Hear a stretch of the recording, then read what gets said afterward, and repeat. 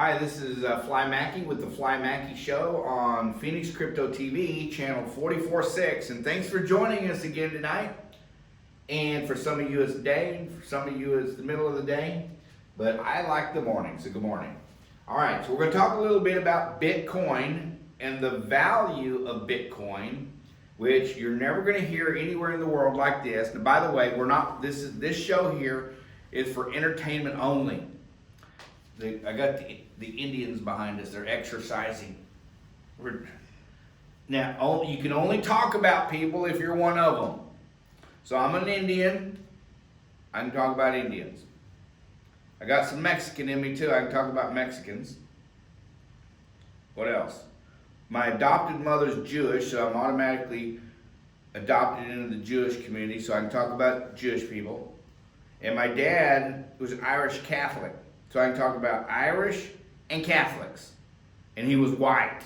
So that's like 6 different categories. I can talk about every one of you. Because I got it in me or something like that. You get the point. Anyway. Spam. Alright. Sooner or later, we're going to have somebody do our hair and makeup. And we'll have the nice little TV screens over here where we'll do the graphs, all that good stuff. Anyway, listen to this. This is all for entertainment purposes. We're not financial advisors. We just have a TV channel and we're putting information out. We're going to have some really good shows like, what's that name we had? Something about the commodities? What was that? It was the commodities and the res or something like that. I can't remember. You'll figure it out. And it was keeping up with the commodities. Keeping up with the commodities. That's for those of you out there who got cheese commodities. And you got only if you've ever got it can you laugh about that. The rest of you have no clue what we're talking about. Anyway, when I was first married, we were so poor. I'm not kidding. We were so poor, we couldn't rub 2 nickels together. I'm not kidding. We were dirt poor. And I was trying to go to school, college, and my wife was, at the time, I'm not married anymore, but she was a really good wife and couldn't cook, but she was a good wife, and she was a sharecroppers. You know, they follow the crops around the country. And she knew how to pick grapefruit and onions and potatoes and whatever else they did. Oh, they hauled a lot of hay too. When I courted her, we're doing this on TV, can you believe this? When I met her, I said, I gotta date this girl. And I go to Mass, I didn't tell my parents. And after Mass, I headed out into town about 40 miles to where they were at. I got their address. I go to the house and they go, oh, they're out in the field hauling hay. I go, okay. I found the field and I get out and they're taking a break and I go, I'm going to help you. I'm wearing blue jeans and boots and a dress shirt. Just come from church. My dog's over here making noise. And I said, I'm going to help you haul hay. And I was in after that. Her dad says, man, you're going to, dressed up like that? I said, yes, sir. I'm going to help you haul hay. And they go, have you ever done it before? And I go, yeah, I've done it. And I'd done it a few times, but I wasn't as good as I told them. But I was in. I was a family member after that. And he told me, he said, you got to marry my daughter. I said, yes, sir, I do. Anyway, how did I get off on that subject? Have no idea. Oh, we were talking about commodities. Cheese, that's commodities and cheese. That's like a we were so poor. No, we didn't take welfare. My parents would have, if they found out I took welfare, they would have rolled over in their graves. At the time, I'd have probably got a good butt kicking. But anyway, you could go buy at the store those big blocks of commodity cheeses and stuff like that. You could buy it. I mean, if you was on welfare, you'd pay the stamps. They used to have stamps, food stamps. But anybody could buy it. Man, that was some good cheese. I don't think they make that stuff anymore, do they? They do? Where do you get it? On the res. You need to have some of that stuff shipped. Res gold right there. That's res gold. Res gold. get some shipped. And that's another native back there behind the camera saying this, for those of you who, anyway, we're getting off some crazy stuff. Bitcoin denied. Listen to this. So we're going to talk a little bit about the value of the coin and why it's important if you own some of it to hold it. Now some people buy and sell and trade, but for those of you who say, well, what would be the value of holding it? That's what this series is going to be about, or this particular show. So in a Bitcoin, you have 1 million bits. Okay? You have 100 Satoshi per bit. So in each Bitcoin, you have each Bitcoin, you have 100 million Satoshi. Now, right now, there's no designation to what this would be. For example, the price of Bitcoin as we speak right now was $9,111.50 as of a few minutes ago. So if you divide, can you divide that for me? Divide 100 million by the $9,101.50, and then it'll give you a value. And those of you who are at home, 10,975.14. 10,000? I don't think so. Dude, what's the number again? So you want to divide the 100 million Satoshi, those of you who are listening at home, by the $9,111.50. That comes out to pennies. 10,975. Less than pennies. It would be. Am I doing the reverse? Yeah, you do it the reverse. Because, and those of you who are watching on TV, you want to divide it like that, and you get the value of it. So the Satoshi here, each bit would be worth whatever, and each Satoshi would be worth a certain amount. So if you divide 1 million into $9,111.50, you get a value of whatever it is. It's down into the pennies. 109. Never do public math. Never do math unless you know what you're doing. By the way, when we started this, before we started and turned on the camera, we were doing math and adding all kinds of stuff up. We're gonna have some fun. This is my show, so we're having fun on the show, and we're not like the fake news networks. By the way, if you're watching this TV, you're probably part of the what's called Unbanked, which means you may or may not have a bank account, but treasury.gov says that you are the largest block, biggest block of money.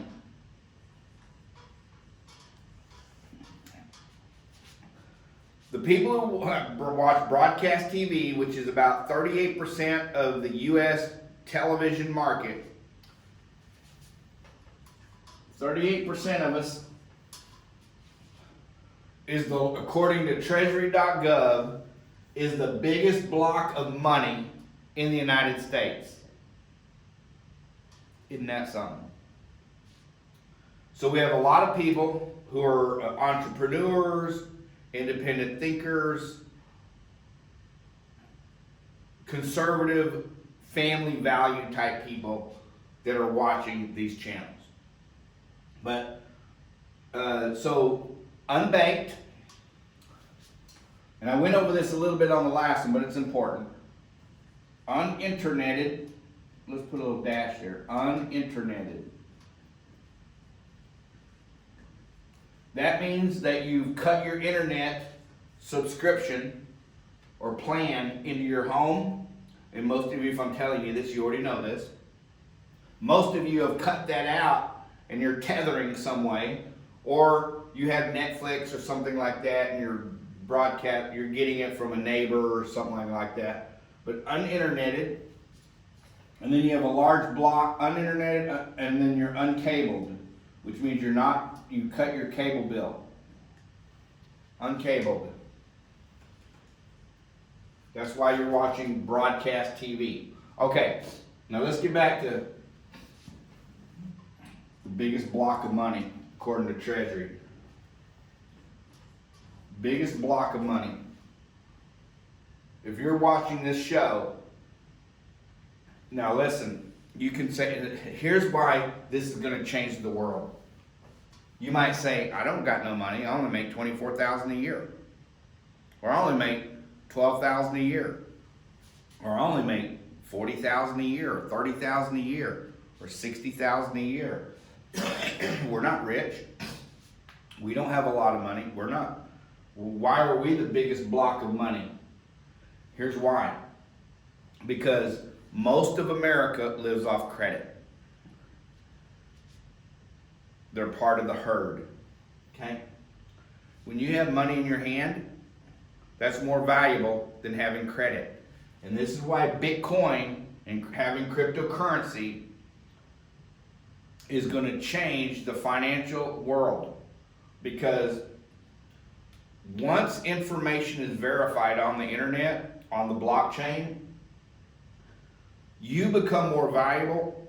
For those of you who are dealing in cash and cash type applications and using your phone instead of bank accounts and using that system with credit, because it's going to give a ledger of your transactions. So now we're getting off subject a little bit because we were talking about the value of the coin, but watch this. Here's a bank ledger. We're not against banks. It's okay. The banks are going to be part of this too. The ledger. Rent, $300. Card payment, $300. Everything on here is going to be $300 because I'm just writing something out. Food, $300.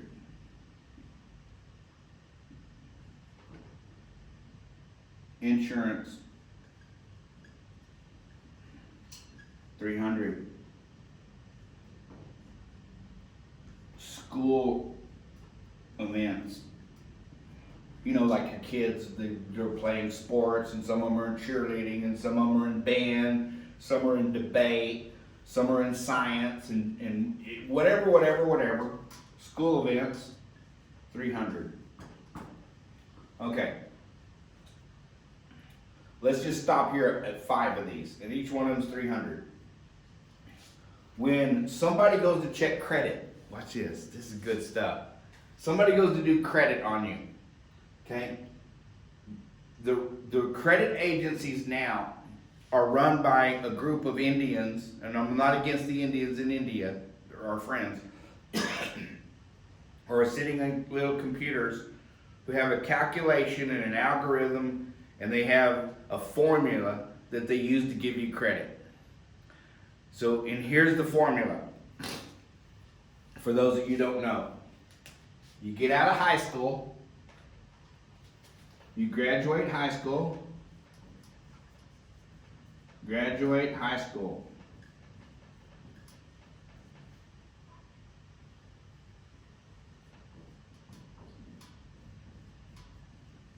go to college, get a credit card. You get that? You graduate from high school, you go to college, you get a credit card, and this right here, get a credit card. This right here is what's going to group you into the herd for the rest of your life. Because you're going to graduate college, you're going to graduate, you're going to get a job, and you're going to live off credit.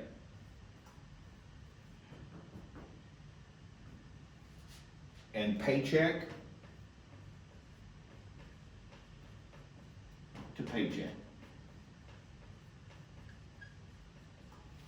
And now you're in a herd, and you're in a system that you can never get out of, ever. You're locked in for the next 30, 40 years. Here's another one. If you graduate and you pay your credit cards off, this is fake money. Credit is fake money. And you're paying your monthly bills, somebody is going to give you a loan for a house. Let's redo this. Some bank is going to give you a mortgage. A mortgage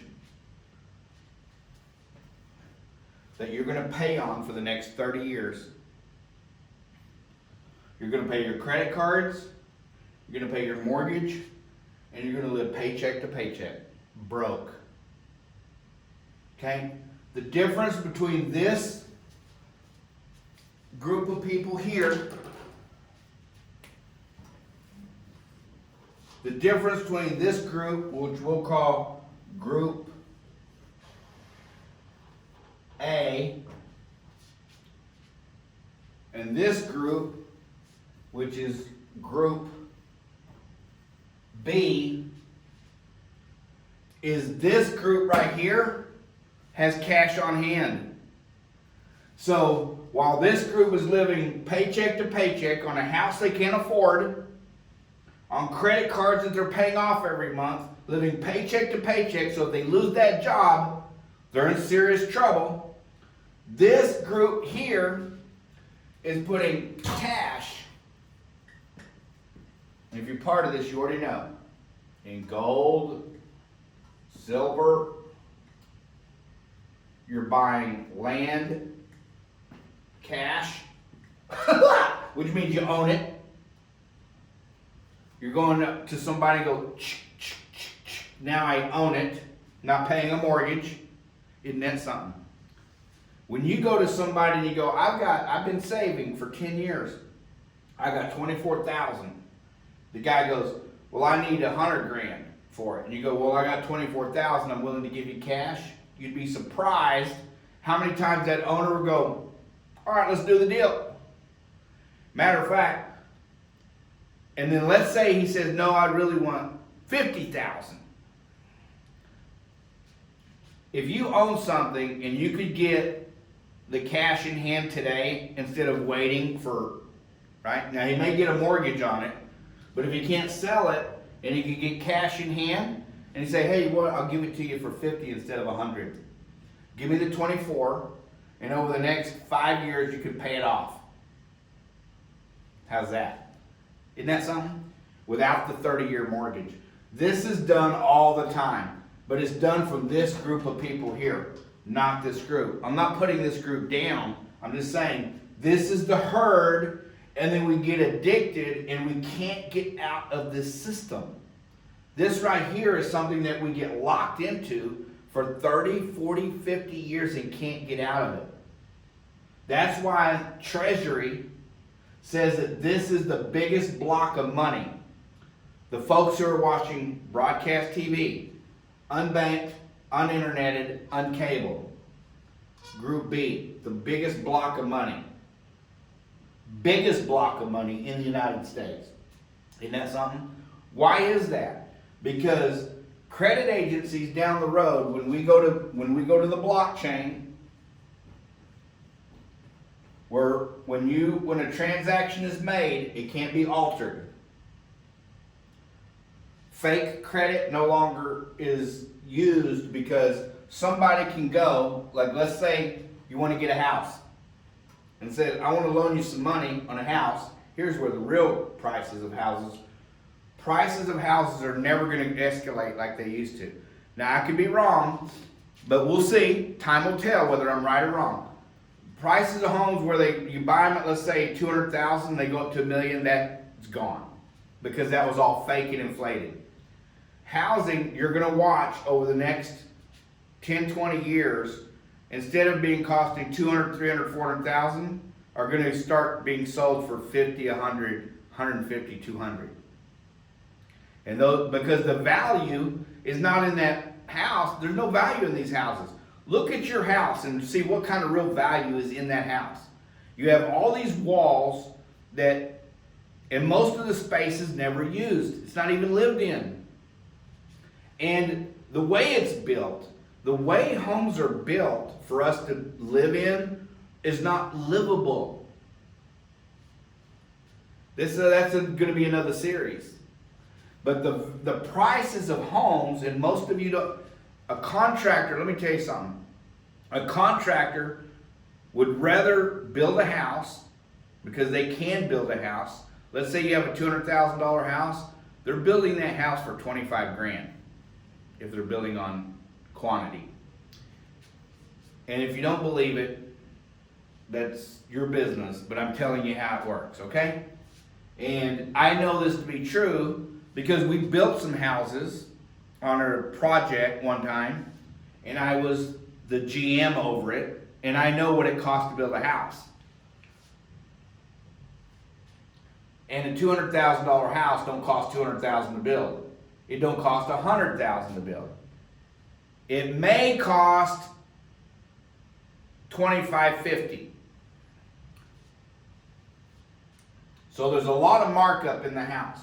Most of the markup doesn't even go to the contractor. Isn't that crazy? Anyway, so there's going to be somebody, like let's say a bank, who go onto the blockchain, and they're going to look at you, this block over here. Let's say this block here is people that make $75,000 a year. Oh, $75,000 a year. They're living off credit cards. They got a job. They got a mortgage. Living paycheck to paycheck. Looks good because they got a house. Got credit cards. They're paying their bills. This is where they get you. Because once you have so much debt on you, you can't leave. You have to stay in this cycle here. You have to stay in the herd. You can't get out of it. It's impossible. They're going to come over here and they're going to look at a guy who said, let's say makes $24,000 a year, $24K. And they're going, he pays $300 for rent, $300 for his car, $300 for food, $300 for insurance, $300 for school events. That's $600, $900, $1,200. That's $1,500. $1,500 a month. Now, if you do the math on $24,000, that's $2,000 a month, which means they've got $500 left over. Okay? Who's the better credit risk? Someone at $75,000 who has a job but depends on that job to pay the mortgage for 30 years. 30 years, and his credit card for, if those of you who are in debt on credit, who are paying those minimum payments, are going to take 25 years to pay off, who, if you lose your job, these are gone. Who's the better credit risk? This guy or this guy? Well, this is a simple answer to anybody who gives money. It's this one. Because this is verified, we know exactly what he's spending his money on. that can't be changed. It's what's called an immutable ledger. Immutable, unchangeable. It's unchanged. You can't change it. This can all be manipulated. All this can be manipulated. But what's the better credit risk? Bam. And let's say this guy's a renter. Oh, we already put on. This guy's a renter. He's the better credit risk. Because there you can see his bills. He's got money left over. This one right here is on a whole different system. This one can be manipulated and lied about. Because there's nothing here to verify other than what you put on that piece of paper. And then they're calling people up and go, oh, let's see your mortgage. They see the mortgage. They see your credit cards. You may or may not. They got somebody doing some credit score on this guy. And based on some fake formula from how much your credit card payments, your mortgage, and everything else that you're paying, you got somebody in a foreign country, and this is the way it works. We're not against them. We're for them. But you got a whole system that's giving you fake credit and credit scores in order for you to get what you're going to get. This is the way better one. It's called the Unbanked. That's why Treasury calls it the biggest block of money in America. Isn't that crazy? Okay. By the way, there's people in this category that make millions.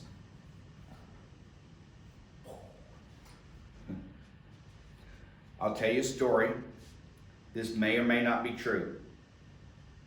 This is for entertainment purposes only. He bought 100 acres, then he bought another 100 acres, and then he bought the 200 acres. He bought the 100, and then he bought the 100, 100, 100, and 100. So he's got, how many is that? 500. About 500 acres. 100, and then he bought 100, 100, 100, 100. Just surround them. The others, it's all wooded area, and he lives in the 100 in the middle. Okay? In that 100, he built bunkers, and he built some, stuff, and he filled it. This may or may not be true. It's for entertainment purposes only. I'm telling a story. Okay? and he filled it with cash and gold and a little silver. And he put stuff like dry food in case there's a famine or something, right?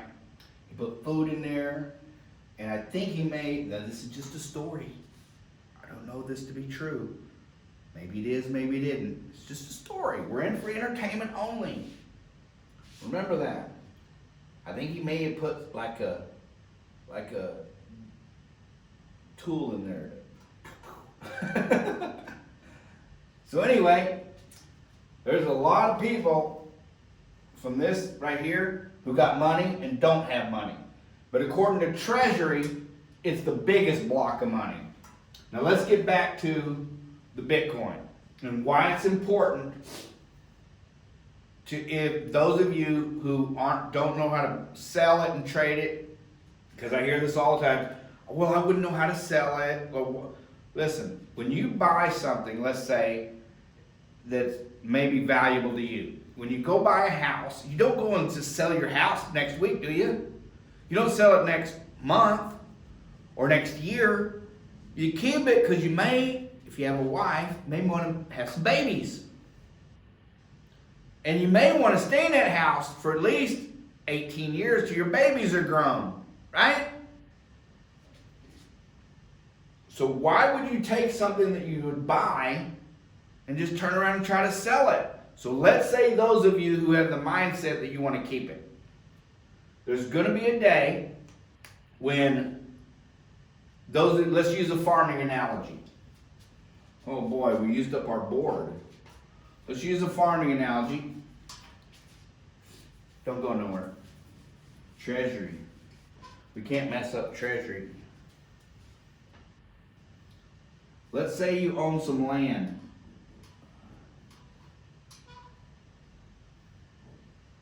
Let's say it's 1,000 acres.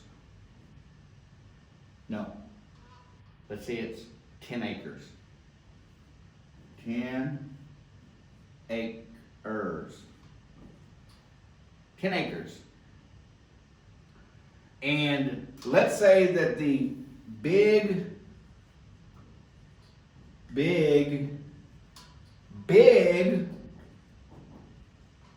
grocery chain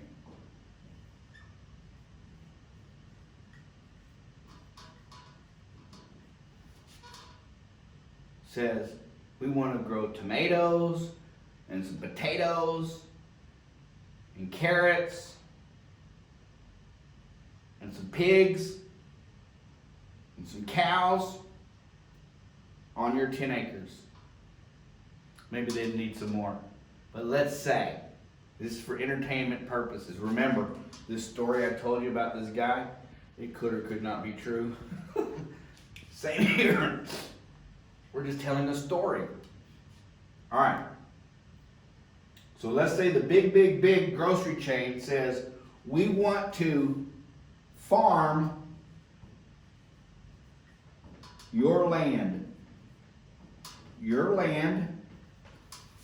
In order to do that, they do something that's called, don't go anywhere, a lease. You gotta blow my nose. They do something called a lease, which means you continue to own. You continue to own these 10 acres, but they're going to work it. There's going to be a day where, let's say, well, let's go back to the red. Coming soon. We do the makeup and the hair. We'll look good. But for now, this is what it is. There's going to be a day where you're going to have some Bitcoin, and there's going to be a store like the big grocery store. It's going to come to you. We'll do the math on the next one. Where they're going to come to you. How long are we into this? 32 minutes. Woo, 32 minutes? Not bad. For a Native American, Mexican, Jewish, Irish, Catholic. Is there another one in there? Peruvian. Oh, we got all kinds of people. Jewish. Yeah, we did Jewish. Oh. That's not bad for all these in one little guy, right? There's going to be a day where all this, one of these guys here, let's say the big grocery chain, is going to come to you if you own a Bitcoin, let's say, or you don't even have to have a full Bitcoin. But let's say you have a Bitcoin and you're 100 million Satoshi. 100 million Satoshi. And they're going to say, we want to lease your Bitcoin. We want to lease it from you. And we're going to use it as a merchant processing. By the way, there's a lot of applications that Bitcoin is going to get used for. Document transfer, all kinds of things. Okay, in the insurance sector, we're just getting to it. We're just starting. But they're going to come to you, let's say for merchant processing, because it's the big grocery chain. And they're going to take your Bitcoin that has 100 million Satoshi, and they're going to use it as a merchant processing tool within their big grocery chain system, ecosystem. But you get to continue to own it. They're going to use it, but you're going to own it. Which means every year you get paid. You're going to get a payment for owning the coin. They're going to use it, but you get to own it. There's nobody in the world that's ever going to tell you information like I'm telling you today. And it's not and the reason, one of the reasons is because this is still in the development stage, and people are buying and selling it now. They're trading it. So the real value The real value, in my opinion, is not the value today, which is $9,111.50, but it's in the lease. So if this company here, this big grocery chain, and the three big ones do a billion plus a year, watch this. They pay about 10% for merchant processing. So about 100 million, it's a lot of money, I know it sounds like a lot, goes to money transfer, merchant processing, and all that goes with it, okay? All the fees, etc. So about 100 million. With Bitcoin, there's no fee. Not that there won't be charging some fees, because they are going to come up with a plan to charge some fees. But this is a 14 trillion. The merchant processing is a $14 trillion business. 14 trillion a year. So let's say this big grocery chain comes to you with your coin that, let's say, is worth $9,111.50 and says, we're paying 100 million a year in processing. That's nothing, because this is a $14 trillion business. How much makes a trillion? So 1,000 billion make a trillion. 1,000 billion make a trillion. Merchant processing, which means when you slide your cards, you're transferring money. Okay, that's a $14 trillion industry a year worldwide. 100 million is not even a dent in 14 trillion. It takes 1,000 billion to make 1 trillion. Okay, so 100 million is not that much. It's a lot. But imagine having a Bitcoin that's worth 100 million Satoshi, that's worth 9,100.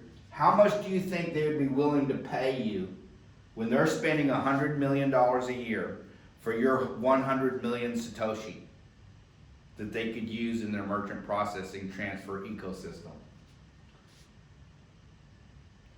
So the value, or the transfer of payment from the 14 trillion for merchant processing, has to go somewhere. Where do you think that's going to go? It's going to go to the lease, in my opinion, of these coins. So maybe they come to you and say, hey, how about if we give you 100,000 a year? 100,000. They went from 100 million, and now they're willing to pay you 100,000 for the use of your 100 million Satoshi. Maybe they'll pay you $1 million. They might even pay you 10 million. Who knows? We don't know. This is all unknown. But what we do know is that the blockchain is coming. That's another series. And we do know that this is going to be used for the merchant processing, okay, for money transfer. So this is exciting stuff. And you've been watching the Fli Mackie Show on Phoenix Crypto TV, channel 44.6. If you'd like to reach us, we'll give you the information for it. But in the meantime, we'll see you on the next show.